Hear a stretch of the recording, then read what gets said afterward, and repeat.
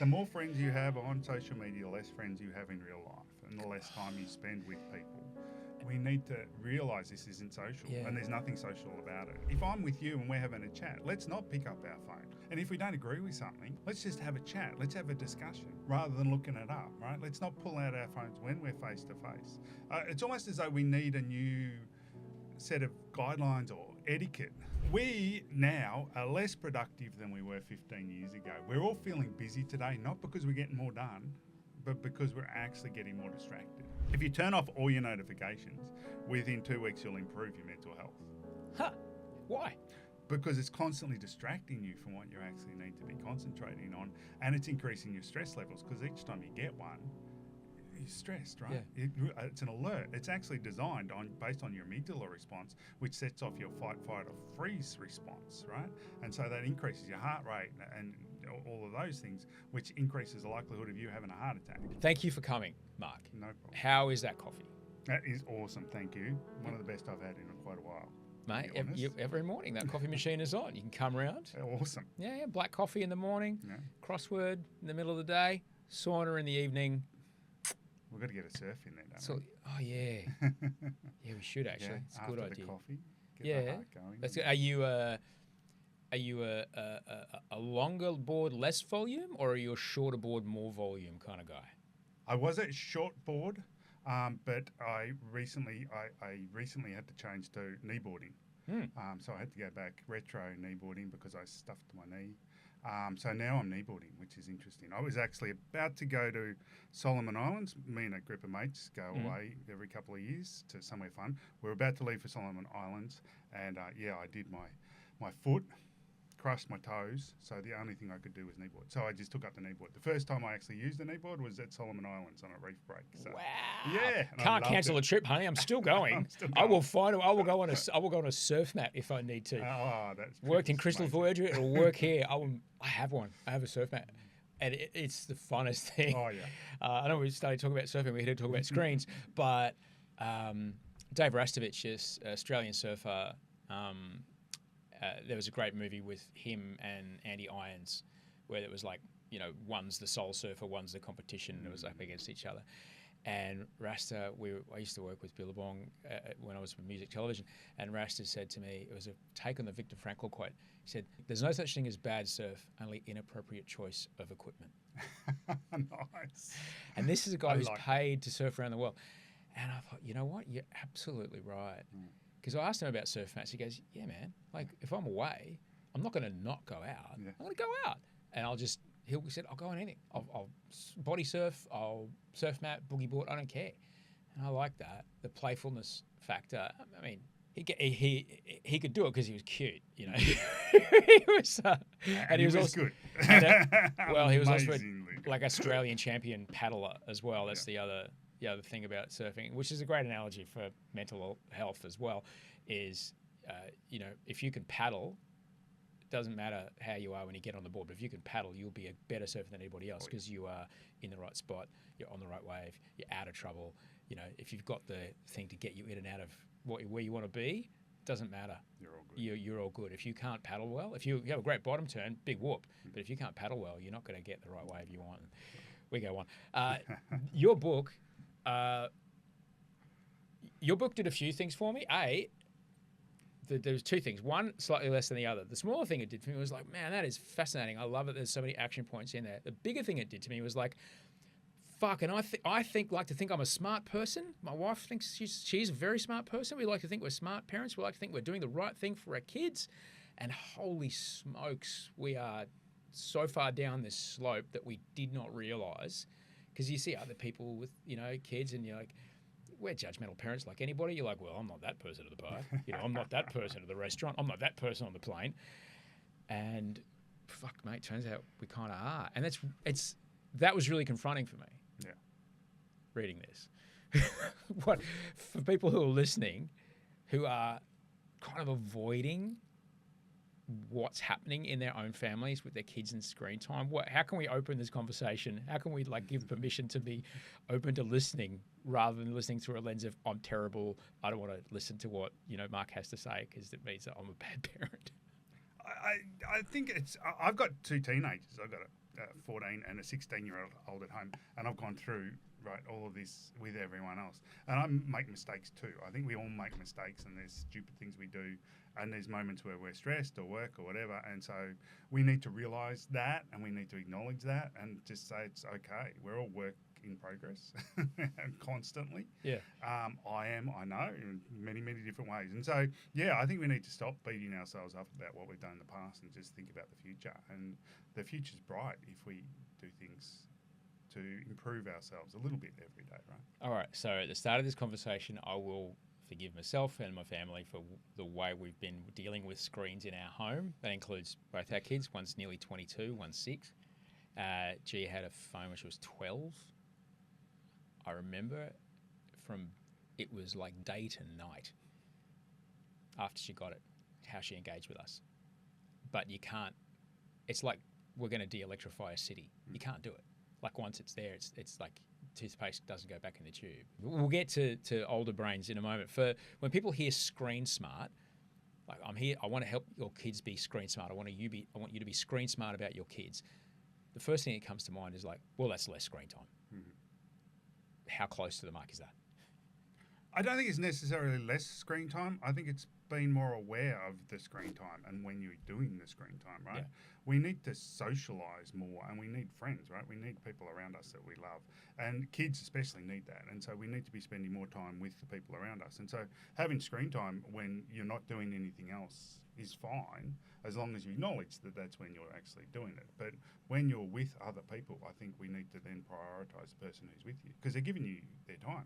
And our time is our life, right? And so it's really valuable, and they're giving you that. And so you should really appreciate that and acknowledge that and actually spend time with that person. And that's really, I think, the main message in the book is let's spend time with the person in front of us, and then let's do the screen time when there's no one around and we're bored. You know? Yeah. Let's be really clear. The spending time with each other part, we're wired for that. It feels good when we look each other in the eye, when we listen to conversations, when we get new ideas, when we do physical stuff with each other, when we dance in sync, when we sing together. All these things are proven to make our brains feel good, all right? There are companies, unfortunately now probably only 5, making trillions of dollars by giving us a tiny little squirt pretend version of those things that humans get from interacting with each other. Mm-hmm. And because we're getting them for free, we think, oh, this is great, because now I don't have to see my friend. I can see them on my hand in my phone. I don't have to go and listen to an idea that's not mine. I can see it in my phone. But that's not it. We're being deprived of the real thing. It's like pretend sugar. Eat enough of it, it has a laxative effect. Absolutely. And we've got to remember there's huge amount of neurotransmitters that are released when we actually do the face-to-face, right? When we're actually together with each other. You've got oxytocin, serotonin, a whole bunch of endorphins and all these things that are released when we're face-to-face. Because, like, first thing we do is we touch each other, right? We shook hands when we actually met. And when we have these C fibers in our skin that evolved to be released, to release oxytocin in our brain when we touch each other. And they only activate when you touch. They're really unique. And that's what's released, is oxytocin, which makes us feel more connected to the person and actually makes us feel as though we're part of a group, as though we're actually... And it's also released when you have an orgasm. So it's a good neurotransmitter, and it's something we want in our brains. But you don't get that when you're online because you don't touch anyone, right? Because you're just seeing one. And serotonin is released because of body language and mirror neurons, and we're mimicking each other and we're looking each other in the eye. You don't get serotonin when you're online because you don't get all that stuff when you're online. So you miss out on all these really good neurotransmitters that make us feel good for a long period of time. And all you get is dopamine. And dopamine doesn't actually make us feel happy. It's a real misnomer in the media. What dopamine does is it makes us search for the thing that we just had. And so we search for more of it. And it's so that when you eat something that's good for you, you want to eat more of it, right? And so you feel good when you eat berries or whatever, and you go looking for more berries, and that's what it's there for. But eventually you get full of berries, and so you no longer want any more. But when you're on social media, you keep getting dopamine, which means you keep searching for more of it and more of it, more of it, but you never get full, so you keep searching for more of it, and then you get more and more dopamine, which makes you want more of it, and so on. And that's why we get addicted to it. Not because it makes us happy, but because it makes us search for more of it. The dysregulation of our reward system is something that leads. That's how I ended up, needing to get sober, because I could no longer make a choice to not drink or use.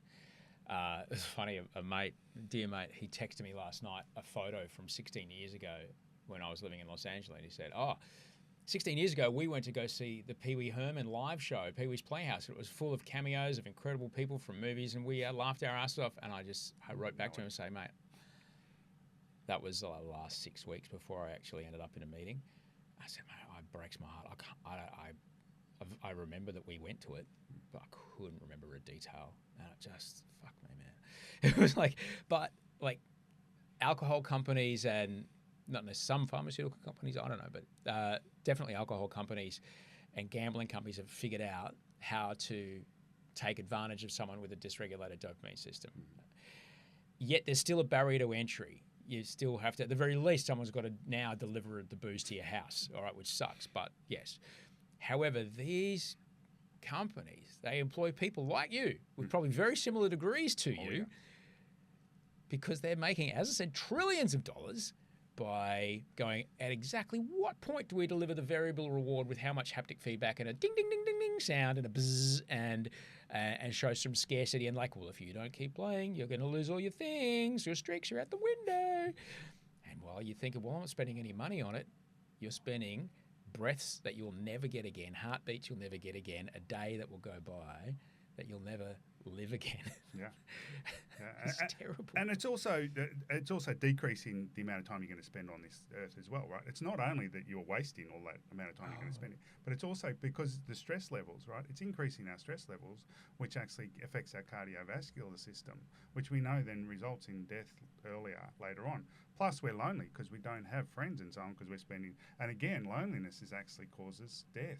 Causes earlier death. So we're actually, not only are we wasting the time we've got here, we're actually decreasing the amount of time we've got here, which is also really, really sad, right? And you have all these people who are doing all these crazy things there, right?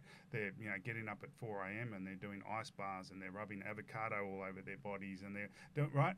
But then they're also spending all this time on social media and not actually socializing. But we know to increase your lifespan by 10 to 15 years, all you've got to do is actually sit down with someone you trust on a regular basis and chat to them, right? And that you don't have to do all that other stuff. You just have to do that. Yet we're not doing anywhere near enough of that to actually have that benefit. When it comes to kids, and I say it all the time, the best and worst thing about having kids is they don't do what you tell them, but they do everything you show them. How does let's take me, how does my phone time, my screen time affect my kids, whether that be from when I met Georgia when she was 10 or from Wolfie when he was born? Yeah, so there's multiple things going on there. So let's start at the beginning, right? When we know that a toddler or a newborn whose parents or carers are on the phone a lot have abnormal ability to recognize facial expressions. And that's because as a toddler, as a baby, what happens is you're at the park and you fall over and you feel bad, and then you look up to your carer and they're looking sad because they just saw you fall over, and you understand that facial expression goes with this feeling. Or you do something fun and you feel good because you did something fun, and you look up to your carer and they smile and you go, that's facial expression goes with this feeling of feeling happy. But if your carer is on the phone, they're not changing their facial expressions because they're not seeing what you're doing. So you associate what we call still face, neutral face, with all of their different emotions. So we've got kids now who are going to preschool who don't use their facial expressions. They have still face effect where they have a neutral face instead of actually having the different facial expressions, because of the fact that the carers are on their phones and not actually responding to them, which then impacts on their ability to make friends. Because how do you make friends? You walk up to someone, you smile at them. But if you walk up to someone and you've got a neutral face because you think that's what you're supposed to do, then the other person going to look at you weird and probably walk away. And so a lot of kids, especially in preschool now, are having trouble making friends because they don't know how to use their facial expression. So we're now having to in preschools actually teach kids how to use their facial expression. And even in primary school, we're now, there's social emotional learning programs going on in primary schools to teach kids how to use facial expressions, and this is a happy face and this is a sad face and this which was normally taught by the parents as they were. Well, they weren't teaching them; it was just part of life. It was just what happened. Yeah, it's just life, right? It's just what actually happens. And we got loneliness has gone, epidemic proportions according to World Health Organization and so on, because of the fact that we don't understand facial expressions as well anymore. And then you've got the other side of it, which is the earlier a child is given a device or has access to a device, the more likely they will be diagnosed with ADHD. And more likely they'll have attentional problems, more likely they'll have problems with ability to write, more problems with movement, so sports and all those things when they get to school, more problems with socialising. I thought something like ADHD was something that you're born with.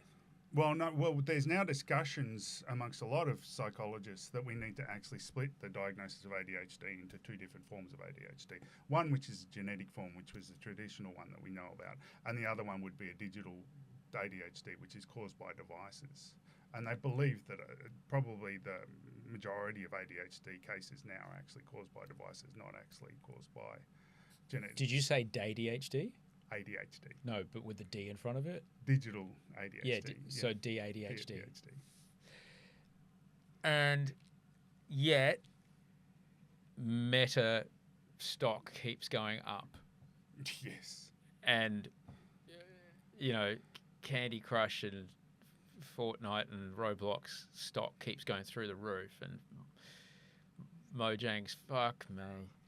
And we got you got to remember. I mean, we've got to be nice about this. I mean, Mark Zuckerberg recently said all he wants is just for everybody in the world to be on Facebook 4 hours a day. So I mean, it's not a lot that he wants, right? 4 hours a day, we're all 4 on Facebook, hours, and Mark will be happy, and he'll be a billionaire, and he'll go on. But then he's already a billionaire. He's been one for a long time. Multi-billionaire, trillionaire. Sorry, he's probably trying to catch up to Elon. Fuck. That's staggering. Like, if we knew when they were trying to launch to market, like if you or I said, "Hey guys, we're going to launch tobacco. It's going to be great.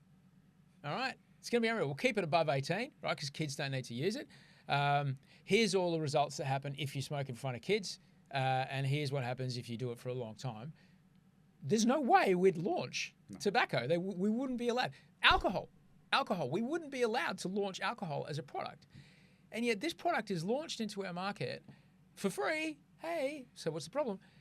With such really valid, scientifically tested negative consequences on everybody, and we're supposed to be okay with it? Help! But it was by stealth, right? Well, it wasn't even by stealth. It really just evolved. I was lucky enough to be at MIT, working at MIT when the first iPhone came out, and Mark Zuckerberg had just recently released Facebook, but it was only released to students at the Ivy League schools like MIT and so on. And back then, if you looked at Facebook, you would only get a feed from those that you actually were friends with. So you'd only get 3 or 4 posts a week, right? Yeah. And that's it. That's all you get. And there was no advertising on it, right? They hadn't realised they could make money out of this yet.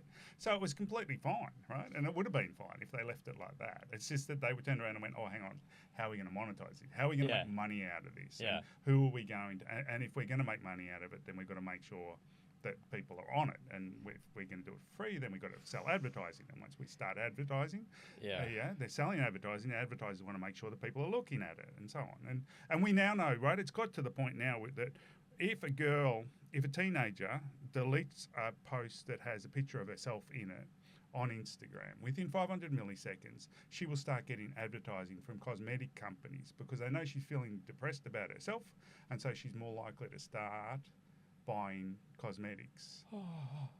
Within 500 milliseconds, they've now shown that that's actually occurring, right? That to me is really depressing and shows where we've got to with this. Now, the companies will argue, well, that's just the algorithm because that's what it's worked out. Yeah, a human wrote it, we don't know what the algorithm's doing, but the algorithm is theirs. So, what's actually going on there? Oh, I'm trying not to just weep for the world right now, man. That's just.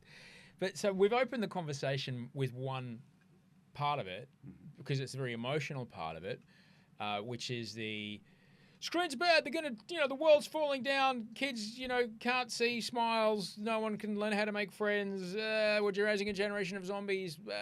Like sky's falling, and part of that is true. And yet, there's also what I mentioned before. We can no sooner can we just instantly make it go away because our world, our economy, has started to rely on this. Certainly in our modern economy here in Australia, but also there are some great benefits to some of these devices and the things. But I'm using one right now. My notes are on one of these right now. I used one to call my producer before. There's great benefit to some of these things, but that's the only two sides of the conversation. It's never. There's a lot of socialization. If G didn't have a phone when she was like a teenager, like she would be cut off from her friends. She would have been ostracized, and we didn't want to do that to her, and no parent would really. So, like, how do we deal with that? The polarity of this conversation. Yeah, I think we need to realise that there's nothing wrong with technology, right? Technology is beautiful. A hammer is a form of technology that was developed, right? And you can use a hammer to build a house, or you can use a hammer to kill someone, right? I mean, and it depends on what you're using it for and how you're using it. And so I see it, and I'm a neuroscientist, right? I can program in 5 different languages. I was involved in using VR to diagnose anorexia nervosa and bulimia nervosa and treating those disorders, and I'm one of the only external Siemens developers for MRIs in Australia, right? I love technology, and I love using technology to do great things, and there are great things being done. We're working on using AI to look at scans better so that we can diagnose breast cancer, we can diagnose all these other things, and there's some amazing stuff going on. But there's also some crap going on that we need to get rid of, or we need to at least restrict from our teenagers and our children. And one of the biggest things that we know is damaging is social media and is gaming and is the gambling issue, right? Yeah. Here in Australia, the biggest number of gamblers are the 15 to 25-year-olds, and they've come from gaming, right? Because we know gaming is a gateway drug to gambling, and they advertise all the gambling apps on the gaming apps, right? So we've got to go, hang on, what are the things that are causing problems, and let's restrict those, and let's be careful about those, and let's really develop the stuff that's working really well. You've worked with MRIs, and I've been in an fMRI machine, which was I was very lucky because I got to see my brain reacting to something that most punters never get to do, and I got to see. I'll tell you later, but it was an extraordinary diagnostic tool. It's an amazing thing. And also, thanks for the way that you adjusted the scans, because I've had about 1,000 MRIs with all my hip surgery. So I can have a scan without worrying that the prosthetic hip of mine won't fly through the wall. Yeah, pretty much. It's good. But you're an expert in cognitive neuroscience. The Venn diagram between your expertise of cognitive neuroscience and technology is dinner plates. All right, you're sitting on top of each other. So, what do you think a healthy relationship with screens looks like now? So given this is all about parents, I'll give you an example of me as a parent, right? I've got a 14-year-old son who has a phone, and he got a phone when he started going to high school because he needed to travel to high school, and he's obsessed with basketball, and he loves playing basketball. And so he goes down the courts and all the rest of it, so we wanted a way for him to contact us. Now, he doesn't have social media, and neither does my daughter, who's 16, and they won't until they're 18, because that's what all the health professionals say should be the age rather than 16. But he does have a phone. But I just want to point out for people in Australia, even though the law is 16. We changed the law recently. We're one of the first 16 countries in the world to change it. 16. Yes. But all of the health professionals were pushing the government for 18. And which they didn't do, which I don't understand. It's just as addictive as smoking, so why shouldn't it be treated the same as smoking? But anyway, we'll move on. And he loves basketball. And so, I mean, one of the things that is a real indication to me that I don't have an issue with him and his phone is that often I'll say, have you got your phone? And he'll go, oh, it's out of batteries, right? He just doesn't care about it. And the other thing is, if I say to him, he'll be playing. He loves the NBA game. Playing that on his phone or on whatever. And if I say to him when he's playing that, do you want me to drop you off down the courts?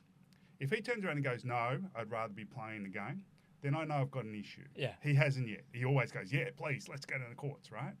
That's when we know we've got a problem. If they would prefer to be online than to be out in the real world, then you've got a problem. And that's, I think, a really easy indication, and for me, a really easy indication of when they become addicted and when we need to start restricting things and start having conversations with them. But I'm lucky that hasn't happened yet, and I hope it never will, touch wood. Well, your kids have got a cognitive neuroscientist as a dad, so they're kind of lucky, and I'm sure they go, oh, but Dad, I want to know my friends have one. I'm sure there's all that, and you've got to weather that storm. Yes. But then I guess I'd challenge you to part of it, saying, there was a time before 2007 when the iPhone was launched, when it's like kids stayed at home. Like, I'm going down the basketball courts. Yeah. I'll call you from the payphone. Or if they weren't home until half an hour after sunset, you're like, well, I might call his mate's mums to see if they've seen him. We were just a lot cooler with our kids being out and about. Yeah. And part of that adventure for the kid was also a very important developmental milestone of developing independence. Yes. And I'm wondering where that went. Yeah, I think it's still happening. My son does, but he'll often just text and say, hey, I'm meeting mates at the bus stop, and they'll meet at the bus stop. Yeah. And then they'll go and do stuff, and God knows what they're doing. Yeah. And I don't really care, as long as he comes home safe and healthy and all the rest of it. Yeah. And so I think we can allow them to do, and we should. I mean, kids are more safe today out in the real world than they've ever been, right? And it's far more dangerous online than it is out in the real world. I mean, you see all of the bullying and all that, that's happening online. You see all of the sextortion, that's happening online. You see all of the kids committing suicide because of what's happening online, not because of what's happening in the real world. But Mark, my phone that I have in my hand the whole time is telling me that there's rock spiders everywhere, and I can't let my child out the front door without a phone. Yeah. and that's the problem, right? Is that we've been told the world's dangerous constantly, and it's not. It's not. The world's actually a wonderful place most of the time, and I think we've got to stop focusing on the negative and start focusing on the positive. Yeah, the way I talk about it is, I'm not saying that these people don't exist in our community. They do. But I'll say to you this, and I think this, I looked it up one day, 14 million people will drive home safely from work today. We'll see one car crash on the news. Therefore, roads are dangerous. All right, it's not real. No. It's the availability heuristic is what it's called. If we see this thing all the time, we believe that that's what the world is. Yeah. But it isn't. And it's a very hard thing to deal with because it's so emotive. It's my children's safety. Nobody wants their kid to be hurt in any way at all. Nobody.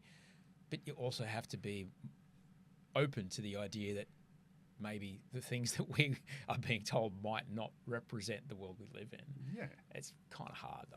Yeah, and I see it from the media's point of view, right? They need to show what happens, right? And so they just show the one-offs, and they show the anecdotes, and they show and they show the negative because we're attracted to that, right? And I think we need to also remember that, right? A lot of people talk about this fact, we're attracted to the negative, so that's what we want, right? Or that's what we need. And in actual fact, that's not true. What happens is our attention goes to the negative so that we can then respond to it, because from an evolutionary point of view, you needed to know when danger was there so you could respond to the danger. Kept us alive. Yeah, exactly. But it's not that we like the negative. It's just that we're attracted to the negative because it keeps us alive. And so because of that, and a lot of media companies know that people are attracted to the negative, and so therefore we're going to show the negative because that's going to get more eyes on screens. Again, it's this whole eyes on screens, right? Yeah. That people are always there for. So tell me about, you mentioned in the book that we're in this unprecedented experiment. We're in an unprecedented experiment, launching this product into a market of humans, and we're testing in real time what happens to both adults and children. What are the first signs that we might be able to notice in our own kids? You mentioned some already. What are some other signs that we might be able to notice in our kids, or maybe ourselves, that this experiment's not going very well? Yeah, I think the doom scrolling is a big one, right, which we talked about earlier. I think if you or your kids are spending a lot of time just looking at cat videos, right? Nonsense, right? Then you really need to have a think about how can we actually restrict this. Also, a lot of teens and even adults, right, will get very stressed when their phone's almost out of batteries. I mean, if that's happening, then yeah, you've got a problem, right? Because what does it matter if your phone actually runs out of batteries? You plug it in, and then a couple of hours later, you can see what texts you missed. And if you're actually spending more time online than you are with real people, then again, you've got a problem in your social life. Obviously, we all spend a lot of time on screens, or many of us do at work. But in your social life, if you're spending more time on screens than you are in your social life, then you've got a problem. You need to be spending time with people because that's what makes us. That's what really makes us who we are as humans, right? And so that's what we should be doing. I think there's some really key things that we need to be looking at. And I always find it funny because a lot of parents will say to me, oh, it's really sad. I can't. How do I get my child out of the bedroom? And when I was a kid, the worst thing a parent could do was send you to your bedroom, right? We'd be in tears if they said. Yeah. And now we're talking about how do we get them out of their bedrooms. So to me, number one is no devices in bedrooms, right? And what we do at home is we'll have all the devices. Our phones all go in one area. And if you want to use your phone, you've got to use it like we used to use it, and it's connected to the wall. And you have to go and stand there because it's not very pleasant to stand there, right? And so you only do what you need to do because you're actually standing there. And we all do that, right? And we don't need devices when we're having dinner. Yeah. We need to break bread together and look at each other and spend time with each other. So there's a reason meals together, those things are really important. You mentioned break bread. There's a reason that these things are codified in traditions and cultures and religions all over the world because the people that did that survived longer. Like, what's going on with that family? They seem to be really healthy and really well, but my family, who never really see each other, we're all sick and shitty. What if we met every weekend on a particular day and ate together? That's good. And let's just write that in there. Break bread. That's good. Put that in there, guys, so we don't forget it. Let's sing a song about it. And that's why it's there. Yeah. That's why it's not because some magical sky dad said do this or you burn. It's like it happened because people noticed that those who did it stayed alive longer. It's the same with eating pork and stuff, but whatever. And anyone would be familiar with if you've ever been fit for a while, gone on holidays, and then come back and done a first exercise class again. After 3 weeks or 2 weeks of lying around by a pool, that first class is like, I might need another lung. This is terrible. Like, you use it or you lose it. Your body will decondition. In the book, you talk about a very, very famous study of London taxi drivers before GPS. London taxi drivers had an enlarged posterior, the hippocampus, the memory part, the part of my brain that was turned off the night I went to see Pee Wee Herman. Much larger because London's a rabbit warren, but they call it the knowledge. I met a woman whose dad, I said, did he have the knowledge? He goes, oh, he had the knowledge. He had the knowledge. It's a big thing. It's a really huge thing. They would be able to remember the entire London street map. But then when they retired, they couldn't do it anymore. And that part of their brain had shrunk again.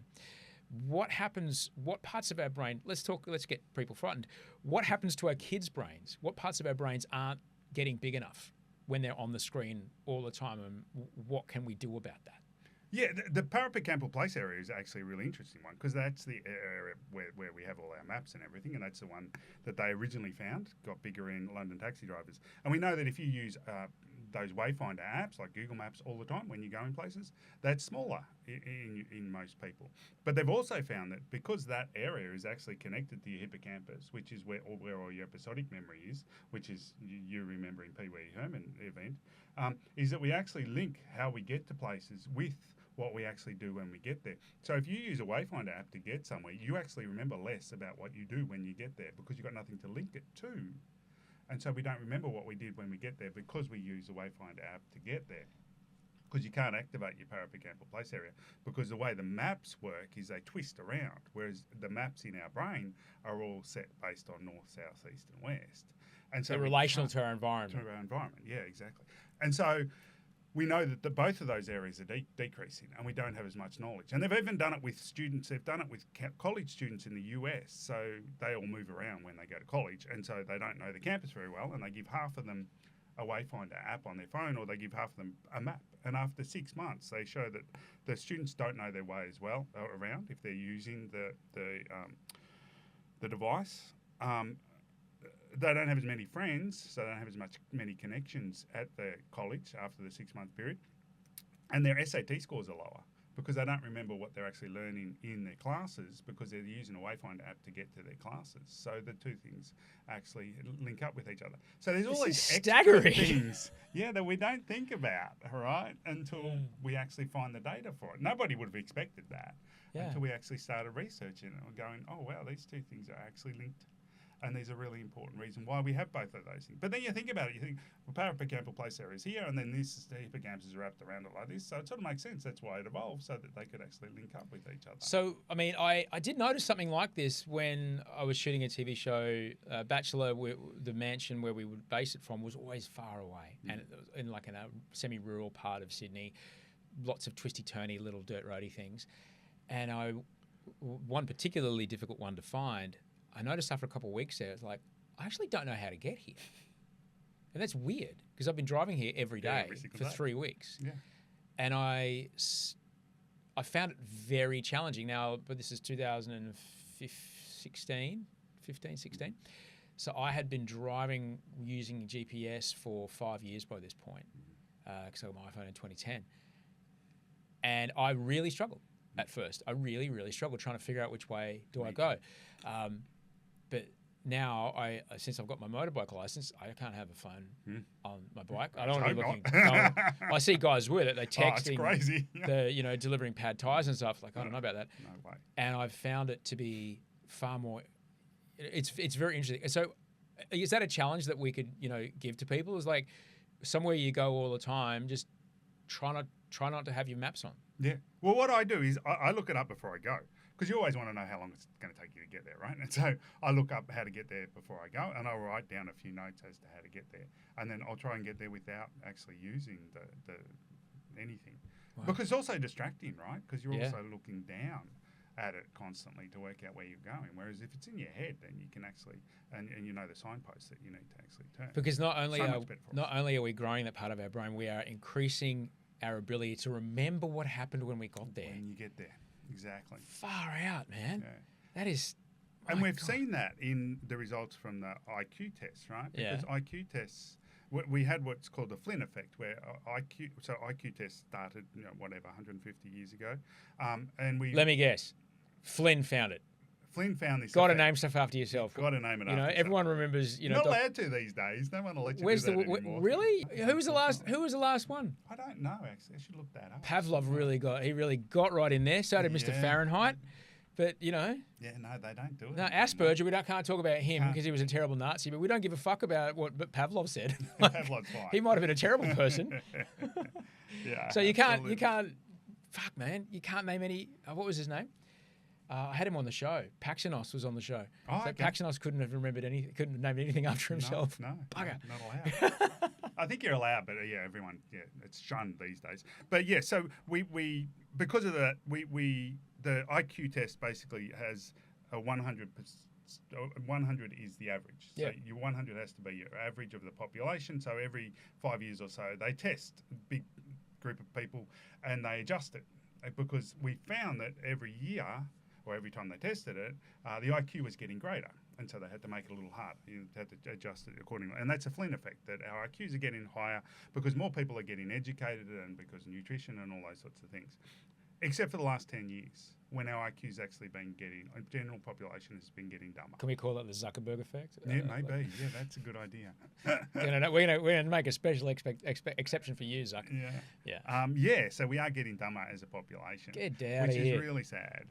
But this is why, and because we've, the last couple of months we've seen what happens to the parts of your brain if you're using an LLM to do your writing for you or to summarize a document or something like this. But it could even be, what's the name of the thing again? Hang on a sec.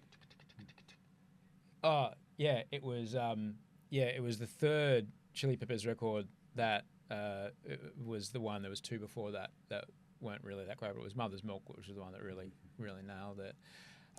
What happens when we're not using our own memory and externalizing a lot of our memory to a search engine? Yeah, so there's two aspects to it. One is that we're not laying down new memories as well because we're just searching stuff rather than actually thinking for ourselves. And the other thing is we're not pulling out old memories to actually then reinforce them.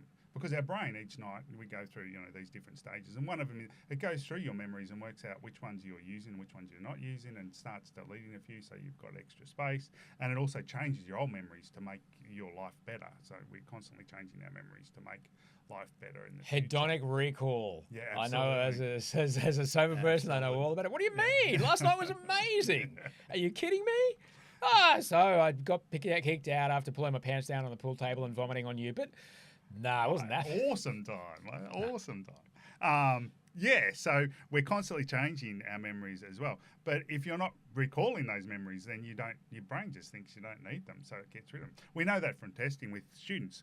With students, if you do a whole topic and then you test a bunch of students, they'll get a certain mark, and then you test them the next day and they'll be about 25% poorer on exactly the same test because of the fact their brain overnight just deleted a bunch of stuff because it went, we've done that test, don't have to hold on to any of that information anymore, which is why testing in schools is a dumb thing to do.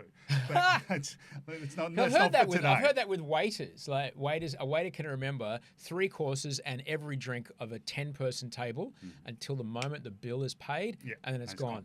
And speaking of Bachelor, I would have to remember sometimes 600 words that I was given less than 20 minutes before I'd have to do it. And I have a way of remembering that stuff. But the moment it was shot, I couldn't tell you what I said. Come on. It was like, out the window. Yeah, because your brain's great, right? And it's conserving So when I see these apps, like, no, it's a ring that here's everything you've ever done, and you'll remember it forever. I don't want to remember everything I've ever done. I don't want to know. Just keep the things that serve me. Oh, my God. I couldn't. Yeah. So, but the big problem in society now, I remember years ago, right? You go to the pub and you spend hours arguing about who was it that played in that game back in front of it, right? And it's how the Guinness Book of World Records was invented. Yeah. They needed a book to be the tome of knowledge. They're like, no, it was that guy who 17 swords in 1961 before they outdated it. Yeah. So you'd argue for hours and hours and hours over beers, and then you get home, and then someone would look it up in the Guinness Book of Records, and they call everyone and say, hey, it was da-da-da, I was right, you were all wrong, right? But you'd spend all that time thinking about it. But now we don't. Someone says blah, blah, blah, and someone else goes, no, that's not right. See? Oh, man. And it's gone. And conversations are gone, right? Yeah, we don't have long conversations anymore because everyone can just look stuff up and prove you're wrong rather than having a debate, a discussion. So people listening have probably, I've already what can we do with ourselves and with our kids to counteract this? So that's the thing, right? Is that if I'm with you and we're having a chat, let's not pick up our phone. Let's just have a chat. Let's have a discussion. And if we don't agree with something, then let's talk that through rather than looking it up, right? Let's not pull out our phones when we're face to face. It's almost as though we need a new set of guidelines or etiquette for society now where the person in front of you is the most important. We used to have those old books and tell you what was right. Emily Post, absolutely. She was all about it. Fork over this side and your thing, and don't put your elbows on your thing and all that, right? We don't need any of that anymore. What we need is how do we actually interact with each other when we've got devices around? When do we actually use devices? When do we not use devices? And I think, maybe that's the next book, right? It's actually what we should and shouldn't be doing. There was, I did see a phone case that had this effect back in the day because not using phones as an addict, I will find my way around every single screen time restriction app that there is. Doesn't matter if I've paid $300 for it, which I did once. Doesn't matter. I will find a way out of it. I even got my wife to put my passcode in like I'm 6, right? I still find a way around it. The only thing I found that works, it's on my fridge. I'll show you on the way up. It's a NFC thing that magnetizes to my fridge. I tap my phone to it, and my phone will not open Instagram or TikTok or anything until I tap it again. I love that. And it's in the house. Yeah. So if I'm out, I went on holidays, went up to Queensland for 3 weeks without it. I was like, and it was amazing. But there was a time back in the day, the payphone, it was like, how do we stop people from being on the payphone for hours and clogging it up? They made the handle weigh about 4 kilograms. So you'd be, after a while, be like, okay, yeah, cool. And I saw the other day, I saw a phone case that was about that. It was about 3 kilograms. You had to bolt your phone into it. Yeah. And that's a pretty good idea because if it's heavy to hold, then you're not going to, but not having a phones around, besides, how do we put guardrails around what, as I said, lightning's already out of the bottle, the toothpaste is out of the tube, and anyone that's tried to take a screen off a kid when they're in that addictive kind of loop state will know the Tasmanian devil of explosion that shows up. Yes. How do we handle that? Well, you know that, right? And I'm sure you experienced it, right? It doesn't matter what you're addicted to. If you're actually in that state at that time, no matter how much you love them, someone tries to actually stop you when you're in that, it's not going to work, right? Yeah. And it's going to be a blow up, right? So we need to not do it then. We need to do it when they're not on the devices, and we need to educate them. And the thing that I find works really well with teenagers especially is to explain to them that there's a small number, there's not a whole number, there's a small number of billionaires over in the US who are making billions of dollars out of their time. And would they be willing to work for me for 5 or 6 hours a day for free so that I can make lots of money because I'd like to be a billionaire like them? And they're manipulating you into working for them because that's what they're really doing. And teenagers don't like being manipulated, right? And so they get very angry by that. And a lot of them will then go, oh, yeah, I'm not doing that anymore, right? Because that's really what's happening, right? We're being manipulated by these guys so that they can, build another rocket that looks like a penis so that they can go into space with a whole bunch of music. I have to believe that was deliberate. I have to believe it. That when he saw to the zone, Bezos went, yes, I like space that. cock. Let's go for it. And then I'm going to stick a bunch of really attractive women in it. Because I've got fuck you money and let's go. It was and give me the cowboy hat. Yeah. Like, great. I'm happy for him because he went for it. It is like we said before. It's a simulacrum of connection. It gives us just enough that reminds us of it. It's like when you eat chicken chips. Doesn't taste like chicken really. But it's just enough of it. You're like, oh, yeah. Or there's just enough of it there to give you the feeling that you might be getting the thing you actually really need. Really so how can we get those things into our life? And it seems all very, very simple stuff, but it's hard to do when, I could literally watch a man start a flash mob in a Woolworths, for 10 minutes and go, that's amazing. Even though my wife's sitting next to me, which happened last night. But how beneficial is that to you, right? And how much more rewarding would it have been to actually sit down with your wife and have a chat about what you're going to do today? Yeah. Like, that would have been way more rewarding for you and your brain and your body because of the stress release and relief and all of those sorts of things, and actually spending that time on the device. And so we need to start thinking about that this is an addiction and we need to actually control it. And there's many ways you can control it, right? You can have reminders on your screen. You can try some of those different apps that are available, which will stop you. I have an app on my phone which makes it all grayscale, so it doesn't look all fancy, right? And then also when I click on an app, it then makes me wait about 4 or 5 seconds. I know that one. Before it'll open I used up. that one. It was really good. And it frustrates the hell out of you, which makes you feel, I don't want to look at that app because it just annoyed the hell out of me, right? And then it says, how long do you want to be on it? 1 minute, 5 minutes, 15 minutes. And then after that amount of time, it kicks you off. I need that because it's addictive and I don't want to be addicted to it. So I use that. But there's lots of other ones as well. There's those boxes that you can put your phone in and then it won't let you into the box for couple of hours or whatever, and people smash them. Because let's be really clear, much like how the two words carbon footprint were invented by a fossil fuel company to put the blame on the end user, it's not your fault that you can't put it down. Can we talk a bit about that? Yeah, absolutely. It is an addictive program, right? They've designed them to be addictive, and it's really sad. I mean, recently, right? There's multiple court cases going on in the US at the moment against the social media companies because they know it's addictive, and both I think it's who was it? I forget which company. I think TikTok has already paid out huge amounts of money because they don't want to go to court because they don't want people to find out about it. So that's going to be, but they are addictive, and they use intermittent or random reinforcement schedules to increase play. And it doesn't matter whether you're talking about social media or you're talking about gaming or you're talking about pornography or you're talking about the educational apps. They all use gamifying. They use these intermittent reinforcement schedules. And what they're doing is they're reinforcing you just enough so that you keep playing, but not too much that you get a big reward and go, oh, that's enough for me. And so That's what they're doing, and they all acknowledge that. But then social media is even cleverer because they've called it social to make you think as though you're being social. But there's nothing social about social media. Social media is about advertising, and you're either advertising a company, you're advertising an event, you're advertising an organisation, or you're advertising yourself, right? And teaching kids that or especially teenagers, that advertising yourself so that you will have friends and so that you will get likes is really, really bad for their mental health.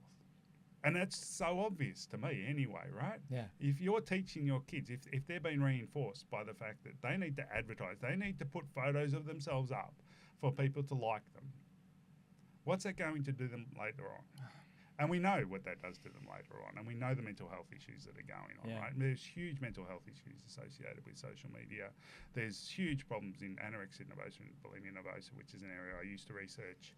And we're seeing huge increases, even with boys now, with like dysmorphic issues, right? And they're trying to be muscly, and they're drinking, milk. Like I personally know a 22-year-old guy who's on testosterone. He's 22.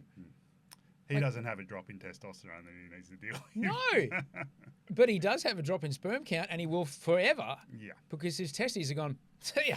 I'm out of here. And that's it. He's deliberately made himself infertile for the gains. Yeah. And he goes, yeah, I know, mate. I just want to be big.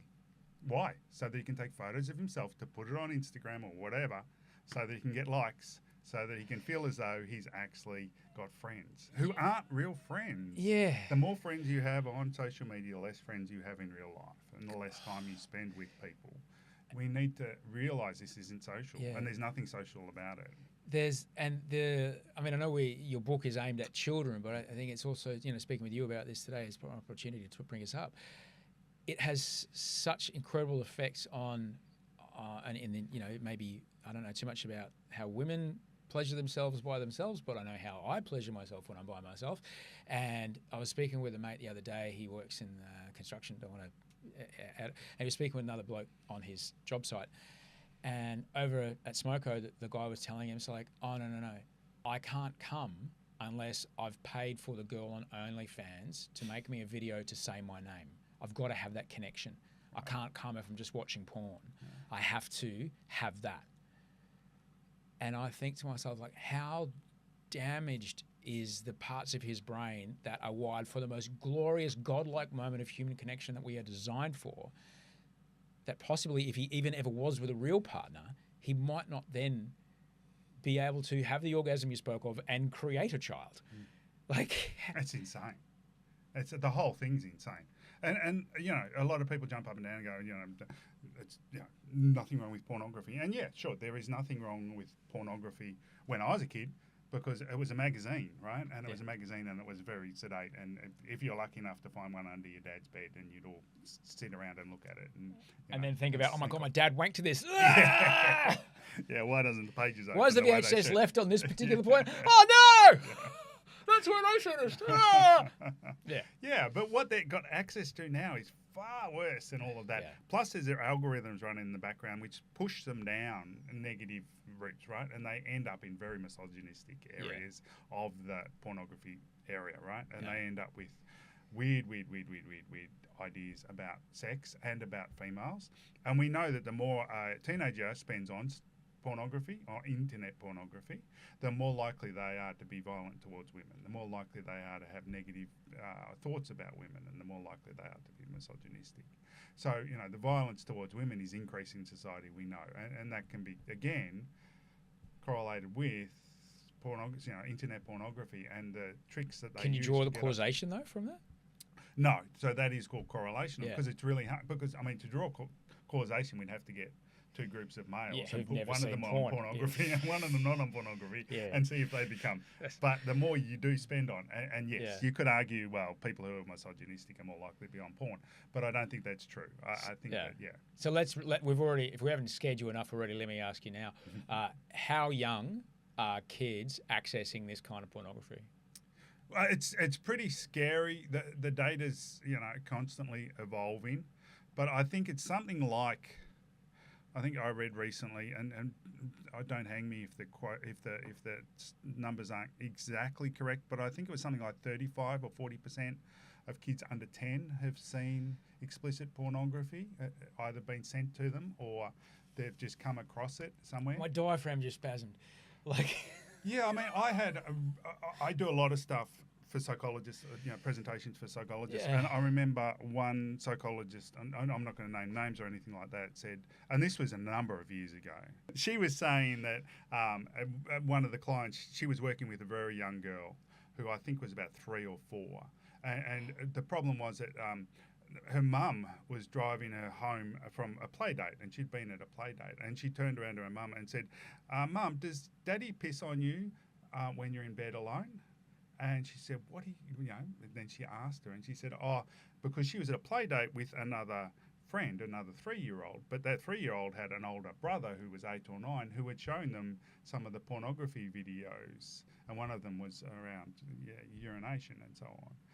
And this girl was so upset by it, she had to actually, I mean, that's an anecdote, and I don't, usually use it. It is an extreme case, but you are. This is what could happen. Yeah, I've seen, Wolf. I keep asking, and because they figure it out, just turn Siri off on your lock screen. Just do it. You can find other ways to set timers and things, because he will just say it into a phone and he will start to see it. But it's going to, like right now, it's Minecraft shit, which we play for half an hour only at a time and sitting next to each other in a realm with just him and me. Yeah. That's it on this iPad, and he's got another one that his mum uses. But it won't be long until it's like boobs. Yeah. And then it's all there. And it won't be normal boobs. No. It won't be anything normal. One's a different size, and they don't look. Yeah, no. I mean, what was that recent thing? Something like 90% of teenage males didn't realise females have pubic hair because all the pornography stuff is all shaven. There's no, I might need to have a lie in after this conversation. I'm sorry. One of the things you speak about, I mean, the good news is in the book, there's lots of solutions for the things we speak about. Solutions. So let's just, and and your point just then was beautiful, right? Is, if your kid wants to game, sit down and game with them. So you're doing it with them for a short period of time and have a timer and only do it for that short period of time, and then move on to something, and then go and do something else fun with them, right? And that's, you're there so because things like Roblox and stuff is full of pedophiles, right? People go, it's Roblox for it's kids, and it's like, what do you think pedophiles are looking for, right? Something that's with kids, and they can chat with the kids, and then they can DM, and they can start. If you or I had a company that had a chat function, and we knew it was full of pedophiles, where's the, it's like the line, I talk about it sometimes, the grub to goals ratio of like, no, that footballer, he's a total grub, versus, look, he kicked a lot of goals. Yeah, he's not that great off field. Like, at what point, like, how many billions of revenue do you need to be getting for you to sit there in your board meeting and go, so where are we on the pedophile problem, Jimmy? Well, let's work on that for the next quarter. At what point? I've had a lot of discussions with politicians, especially last year during the social media ban and all the rest of it. It was good that they got you involved, man. That's really cool. And so I get to chat to I've got to chat to a lot of politicians in all different levels. Actually, I was talking to Lord Nash last night, who put the social media ban into the House of Lords in the UK. Because he wants to, he's now got to get it through that lower house. And so we were chatting as well. But this wasn't him. This was other politicians. But Australian politicians, I will talk to them about what we can do to actually improve social media. And, you get rid of the likes, you get rid of the algorithms, you make them use different algorithms. Because we know that TikTok, for example, uses a different algorithm in China than it uses everywhere else in the world. And the algorithm in China actually feeds kids positive messages and tells them, listen to your parents and go to school and do your homework and eat healthy food and do lots of exercise, right? It feeds them the good stuff. Whereas all the other algorithms that are around the world in TikTok don't. They do the opposite. And so I've talked to them about this, and I've had politicians respond to me by saying, but if we get rid of all of those things and make them so that they're good, then people won't want to use them and these companies will go broke. And my response is, if they're not ethical, then they shouldn't exist, right? Yeah. They should go broke. Yeah. If they can't do these things ethically, then they shouldn't actually be doing Do them these at all. politicians have any interest in the public healthcare cost of these things in our community? Because we have a public healthcare system in Australia. One of the greatest things on the planet. When I came back here, I kissed the tarmac like I was the Pope, man. Like, oh my God, free healthcare and no guns. Amazing. Do they even consider the public healthcare costs of having these products? The problem is that there's a big, that's at arm's length, right? Is that the public health. It's like climate change. It's down the road. Yeah. It's something that will happen, but we won't be in charge. We won't be in charge then, right? We'll already have a job somewhere else. Yeah. And so that's not really going to. I'll be working at a social media company. What really matters, the golden escalator. Is the response I'm going to get tomorrow if I turn around and say we're going to actually make all these restrictions. You mentioned we spoke about TikTok, and that, as you mentioned, in mainland China, a 15-year-old boy will be shown an aspirational thing of like, this is a kid who was 15 and now he did mechanical engineering and look what he's doing at this amazing EV startup. Whereas here, that 15-year-old boy was like, here's a 15-year-old boy, riding a boogie board down a roof and falling on his face, or kicking his friend in the nuts again. And that's what 15-year-old boys do, which is, I mean, I don't want to, I'll just say not all wars are fought with guns. It's insidious. But there's a condition. Is it a medical condition? There's something called TikTok brain. What is that? Yeah, so that's just the idea that you can't actually attend to things for a long period of time, right? You can only attend to things for a very short period of time. And in actual fact, TikTok videos used to be longer than they are now because people start getting TikTok brain, so they weren't actually looking at those slightly longer videos, so they shorten the videos so that they keep watching them, and they'll shorten them again when we get, and that's because our attentional mechanisms, all of our abilities are based on use it or lose it, and if you're not using it, then you lose it. And so we've got all these teenagers, everybody, adults as well, right, who are looking at these videos that are short, and so that's all they can handle. And then once they get used to that, then they're going to make them shorter, so that's all they can handle. And that's basically TikTok brain, which is why Netflix, right? They're talking now about Netflix now won't have complicated storylines because people can't keep up anymore. Their second right? screening, they dumb them down. They've got to keep feeding them what the storyline's about because people can't attend for long periods of time. Whereas before, I remember I showed my kids, what's it called? Breakfast Club. I showed my daughter Breakfast Club. Oh, you can't show your films a film from the. You can't show your kids a film from the 80s. Right. She was like 5 minutes in, and she was like, "This is so boring, mate," and turned it off. I loved it when I was her age. I think it was.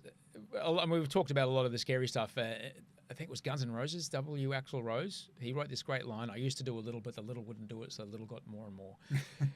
Just keep trying to get a little better, just a little better than before. And if that is a part of any part of your life, whether it be sex or shopping or anything, then you, my friend, have got a dysregulated reward system, and you have to remember that a part of that, the first symptom of addiction, is convincing you don't have it. And if you find yourself justifying, that's the time. Go seek help before it gets worse. And there's plenty of help. And we've spoken a lot about where things are, but particularly when it comes to families, what are some things you can do? You outline some principles in the book. Let's leave people with some things they can actually do today. You outline some principles in the book. Could you kind of go through some things we won't be able to incorporate into our lives? And bearing in mind, getting kids off screens, like when I stopped drinking, it takes a little while for everything to kind of settle. Oh, it does. There's going to be a transitional period it's not going to be great tomorrow. No. So what are some things we can start incorporating into our families to help us deal with this stuff? Yeah, I think setting things up. So we've got to have alternatives, right? We can't just go, you've got to stop doing that, and then they're just like, what do I do now? Twiddle my thumbs, right? You've got to give them alternatives. And when you go into rehab, what happens? They give you you've got a whole schedule of things you're doing all day, right? Yeah. They don't just let you sit in a room and feel sorry for yourself, right? And so we've got to give them alternatives. And things like playing games, right? Remember the old board games? There's some fantastic board games around. I played Catan with my son and my wife the other day on the weekend, right? And we actually played 2 games, and that takes a while to play, and it's a lot of fun. And you learn a lot of really, really good skills about how to socialize, how to negotiate, how to cooperate with each other, how winning. My son usually wins. I actually won this weekend, which is awesome.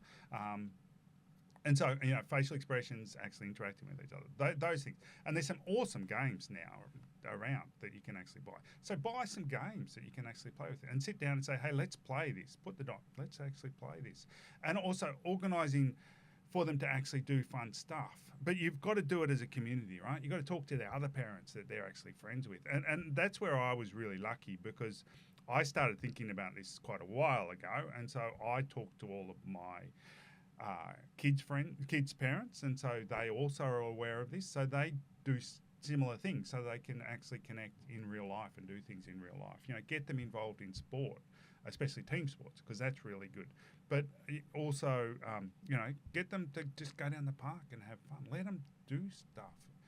That's what's really important. Like we used to do stuff. I'm busy, man. I've got stuff to do. Yeah. I'm trying to keep the lights on. I'm getting home from work late, and the kids being a rat bag. I can fling them a phone. They can just watch YouTube. We now are less productive than we were 15 years ago. We're all feeling busy today, not because we're getting more done, but because we're actually getting more distracted. We're constantly distracted because of our phones. Productivity apps actually make you less productive because they're constantly actually interrupting your day. You actually need to get off the productivity apps. You need to get your phone out of the way, and you need to concentrate on what you're doing, and you need to do one thing at a time. And that's been the most, that's probably the most productive. Look up, or callers should look up Pomodoro technique, right, which has been shown the most productive way to I used this when I wrote my first book. Could you explain this technique, please? Yeah, so Pomodoro's a tomato in Italian, and it was Italian researchers who originally did it over 100 years ago, and it's been replicated millions of times now. And basically, you set a timer for 25 minutes, and you focus on one thing during that 25 minutes. And after 25 minutes, you stand up and you move for 5 minutes, and then you sit down and you do another 25 minutes, and you do that 4 times, and you've got 2 hours of productive work, and it's the best thing you can actually do. But you've got to get rid of all the distractions, right? You've actually just got to focus on that one thing, and you've got to stop at the 25-minute mark, because then you reset your brain. And when you sit down, you start much more easily because of the fact that you've actually stopped halfway through doing something. And so it's awesome, and it's a great way to get shit done. And everyone should do it. And I actually use it in schools. So I teach teachers this technique, and we use it with kids with ADHD and kids with autism and kids who have distraction problems. And we start at a really short duration. Some of them will start at 1 minute and then 5 minutes off and then 1 minute, and then slowly build it up. And you can get kids all of a sudden sitting still for 20, 25 minutes and actually being productive members of the classroom by using this technique. And every classroom should have a timer, and the teacher should go, all right, we're going to do this for 20 minutes, and set the timer and let it go, so that students know how long they've got and how long they've got to concentrate for, and all of those things, which is something as a freebie for all the teachers out there. Do it.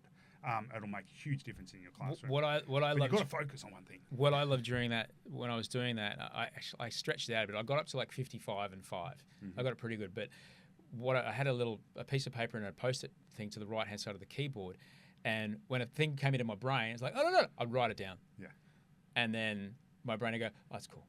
Because I have obsessive compulsive disorder, I have a brain that ruminates, so I had to get it out. And something about putting it down on a piece of paper, like, oh, I've got to call that thing. Oh, why is France so far away? Do frogs like chocolate? Like, just writing all this shit down. And then in that 5 minutes, I'll go, do I need to look at any of this? Do I need to action anything? Do I need to do anything? No.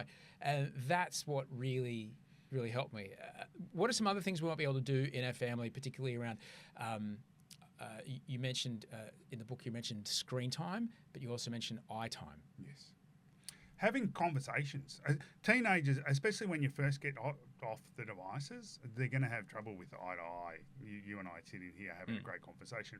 They're probably going to have trouble with that. And I find the best way to get around that is actually go for a drive.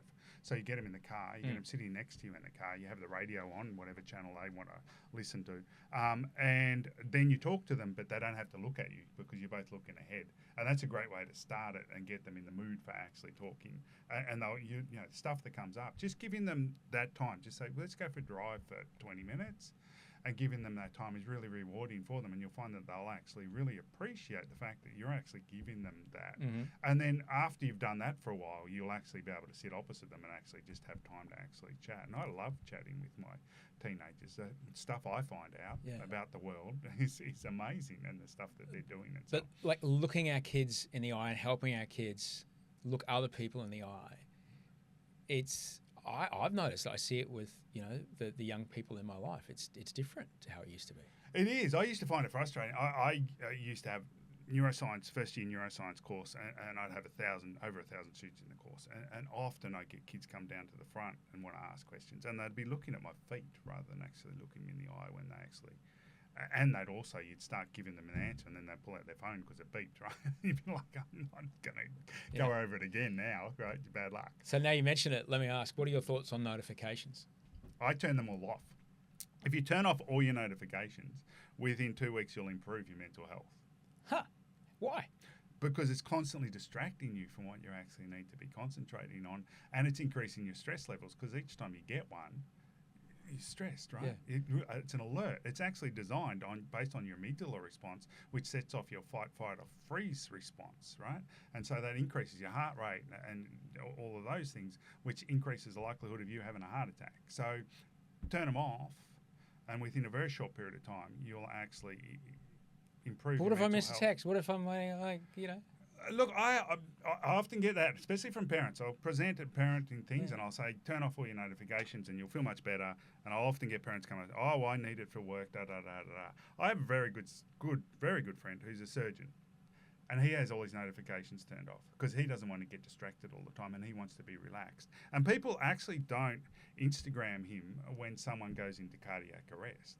They actually call him, because they actually want to know that they've got in touch with him and that he can actually deal with it, right? If you've actually really got a job that you need to be contacted immediately, people will call you. Yep. Otherwise, it's okay to wait an hour, right?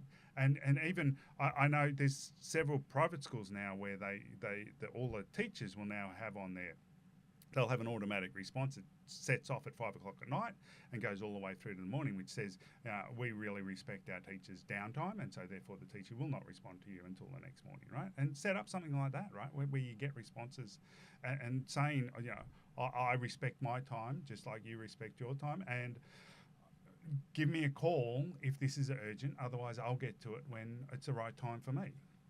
And that's the way we should be living, right? Because it should be that we live our lives here and now, and we have these awesome devices that can save this information for us for when we actually need it, right? That's about using a device in a way which is actually good for us rather than good for these other companies. I'm probably not wired right to have access to these things, because even when I was dreaming about one last night, even when I had a Nokia, right, my big brother used to work for a telco, and he was the first person I met in 2002, 3. He told me he didn't know, turn. My phone doesn't ring. My phone hasn't made a noise for nearly 25 years. Fantastic. All right, because my brother taught me how to do that.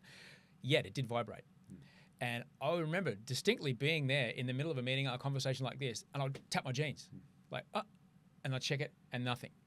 And I noticed that was happening like 20 years ago. What's going on in my brain if I'm starting to jump for a thing that's not there? So that's but I swear to you, I felt it. That's called phantom buzz syndrome. And it's been shown that about 90% of college students in the US have phantom buzz syndrome. So they get buzzes on their legs even when it doesn't actually buzz. And that's another symptom of the addiction, right? It's a physical addiction to the phone where you need that buzz so much that you're actually having this phantom. It's an illusion that's actually occurring. And it's been shown even after 5 days they've taken college students to the desert where there's no reception, and they've shown even after 5 days, 25% of them will still be getting buzzes on their legs because of that. I actually had a principal, I did a keynote at a principal conference, and the principal came up to me afterwards. This was in the middle of COVID. We sort of went back for a little while, and then we went, and he said that he had a smartwatch, and when he took off his smartwatch to go to bed at night, he couldn't sleep because he kept getting phantom buzzes on his wrist because he was getting notifications all the time, and so it actually kept him awake. But it's a sign of a physical addiction to the phone. And it happens in so many people. I was given an Apple Watch for a work thing I did. They were like $1,000 at the time, and I was like, "Wow, thank you very much." I wore it for a day. I'm like, phew. I mean, the Apple Watches are funny because some cardiologists are now recommending the Apple Watches because they have a thing on it. But if you actually get an Apple Watch to monitor your heart because you've got cardiovascular, you're more likely to have a heart attack because of the fact that when you heart rate changes regularly, right? And so they're constantly getting stressed about the fact that their heart rate changed, so they get more stressed, so they're more likely to actually have cardiovascular systems. If you get a step counter, you're more likely to put on weight afterwards after getting a step counter. Because the 10,000 steps, there's no research into this 10,000 steps. That was actually a group of marketing gurus over in Japan who went, how are we going to sell these? We need a number. We need a number of steps. So let's go with 10,000. It seems reasonable. Big number. Yeah. And now everyone's gone, if I do 10,000 steps a day, then I'm going to be healthy.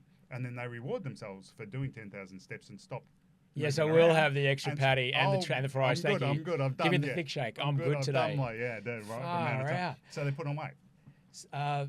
Brains are hilarious things, and making money out of them is there's ethical guidelines. A lot of this is in a lot more control than we think. All right, it's deliberately hard to turn off notifications. Yes. They could make it on the front page if they wanted. It's like unsubscribing from something. You've got to find a website, find a settings, things go. They make it hard to get off these things. All right, it's deliberately that way, but having agency around it is really important. And once you get these things out of your life, you're going to experience a feeling. I know this. You'll experience a feeling you may not have felt for a long time, but I'd like you to talk about why it's a good feeling. It's a feeling of being bored. Boredom is fantastic. Boredom is an opening to being innovative and creative, right? If you're constantly being entertained, then you're not. Let's call it stimulated. You're being stimulated. Stimulated. Okay. Yeah. If you're being constantly stimulated, then you're not open to innovation and creativity. You're not going to be innovative and creative, right? Artists don't sit in front of a TV or whatever while they're doing whatever they're doing, right? They make it quiet and they might put on some cool jazz or something, and then they get. And so we need to stop so that we can be innovative and creative, and we need to stop so that we can get access to our long-term memory, because our long-term memory is full of huge amount of information. It's unlimited, right? But the only way you get access to your long-term memory is again by stopping, is by actually being bored and going what. And remember when. Oh, I remember when I was a kid, right? We were bored all the time, and some of the stuff we got up to was, yeah, all right, a bit hazy. But other stuff was amazing, right? We'd build forts, and we used to change our bikes around and put, funny handlebars on them and all these sorts of things. Or, we'd go and play cricket out on the street. Yeah. All these things that kids. But you're not reminiscing a time when everything was better. No. You're simply reminiscing a time when you were doing what your brain was designed to do. Those things will look different now. People might not build a fort or hot rod a BMX bike, but your brain was designed to collaborate, hang out, innovate. That's how humans ended up being where we are, by like, well, what can we do here? Yeah. We like dopamine. Yeah. And to get it, we do new things. Yeah. And doing new things means, well, how can we create these two ideas? And that's where creativity and innovation comes from. Absolutely. We are searching for new things, right? We're constantly searching through dopamine because it doesn't make it happy. It wants us to search for more stuff that's going to make us. And that's where, and there's some cool stuff, right? The Lego store, I shouldn't use commercial stuff, but the Lego store in the city, right? We've got the largest Lego store, I think, in Australia. I think they used a lot of vertical square meter volume in that because Yeah. it's not really that massive, but it's very high. It's very high. Like you can play 2 games of squash in it at the same time. Yeah. There's a lot of stuff in there. And it's pretty good. Awesome, right? And there's some awesome Lego stuff. And there's other companies as well that do all these awesome things that you can buy and you can make and you can those what do they call technical building things and all that. I mean, this stuff costs money, yes, and the phone stuff is free, yes, but what's the cost of letting your kid just sit there, not developing that creativity, not developing the socialization, not developing their ability to smile or recognize a friendship or danger? You'd pay anything to have your kid have those skills. Yeah. So that's where the cost is. Yeah. Yeah, and even just buy clay, right? I mean, clay's cheap, right? You buy clay and let them actually just play with clay and make a mess outside. Yeah. Buy chalks. We live in a little cul-de-sac, and there's lots of younger kids around, and we always have chalks, for them to write on the concrete all the time. And the kids, my kids are older now, but the little kids will come and grab the chalk and do that. Oh, you just leave it out there? Yeah, and and my older kids, especially my daughter, 16, if she's not doing anything, she'll go out and play with these younger kids who absolutely love it. And now we'll knock on the door and say, "Is Ari As around?" a neuroscientist, at what age do you dick and balls? Like, at what age does dick and balls show up? Surely, at some point, the dick and balls are like, that's funny. Yeah. Yeah, it's end of primary school. It's at grade 5, grade 6 stage. Yeah. And it's always the boys. Oh, yeah. Always the boys. Yeah. I was always weird because I'm not circumcised. I was like, but my dick doesn't look like that.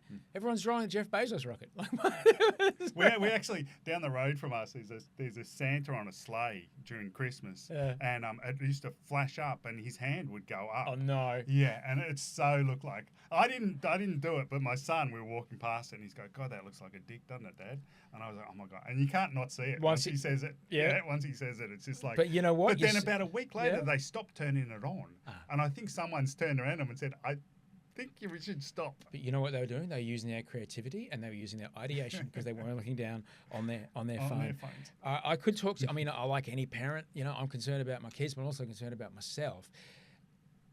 You know, to sum up our conversation, and you write it in the book, life is meant to be lived. So when people are trying to approach this with their kids, and yes, it's a granular process, and you offer, great advice today, but it's all heaps in the book. When you say life is meant to be lived, what kind of things can you talk about? What can people do from here to start to move towards that? Yeah, look, let's get dark. For a while there, when I was studying, I actually volunteered at an end-of-life hospice. Where people would go in the last 2 weeks of death, right?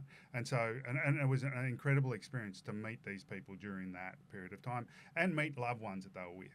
And I never met anybody in that situation who said, I haven't seen enough cat videos, or I haven't spent enough time on Instagram, or I haven't spent enough time on devices. It was always, I didn't spend enough time with my daughter. I didn't spend enough time with my kids. I didn't spend enough time with my grandkids. I worked too much. It's never about I needed another MG or I needed another Mercedes, right? It's never about I didn't go on enough big fancy holidays to Europe. It's always about I didn't spend enough time with my family. And we've only got a certain amount of time on this planet Earth. 4,000 weeks. Yeah. That's it. What are you going to do with them?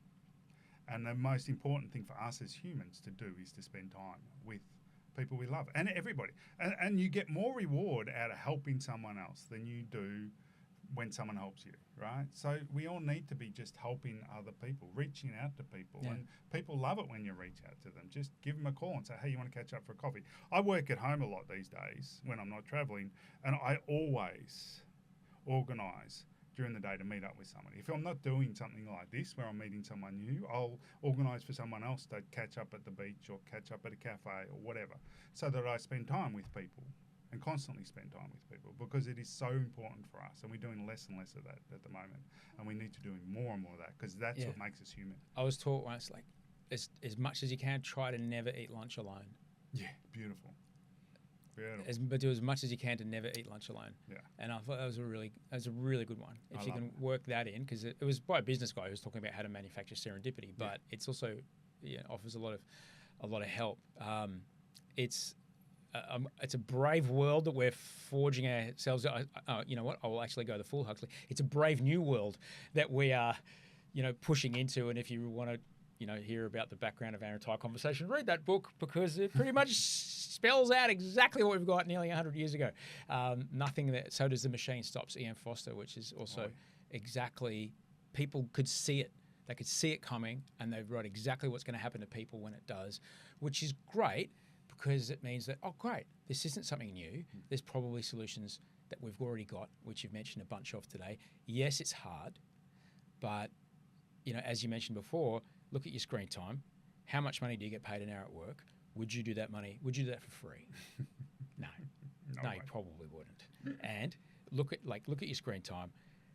If you're watching a video of someone else's kid figure out how to use a swing for the first time, but you missed yours, probably time to. You got a problem. Yeah. Get a dumb digital camera. Use that. Yes, you like to have a camera. I love to have a camera. Get a dumb digital camera. Get a dumb phone. There's ways we can get around it, but until, the government ban, as you said, didn't go far enough. It's great. It didn't go far enough. We need to show the market has to push. Upward market pressure can do a lot. Yes. And we need to, as a community, go, no more. This is more than enough, and you insidious bastards know it's bad for us, and yet you keep giving it. You keep manufacturing it and making it our fault. But we're addicted to it and we can't put it down because you've made it that way. So, mate, I'm glad you're in the world. Thanks for coming around, man. Thank you. I appreciate it. Thanks for writing the book. Oh, no problem at all. Enough's enough, right? We've got to move on. Enough is enough. Yeah. I think that's where we've got. And I think a lot of people are thinking that now, which is great.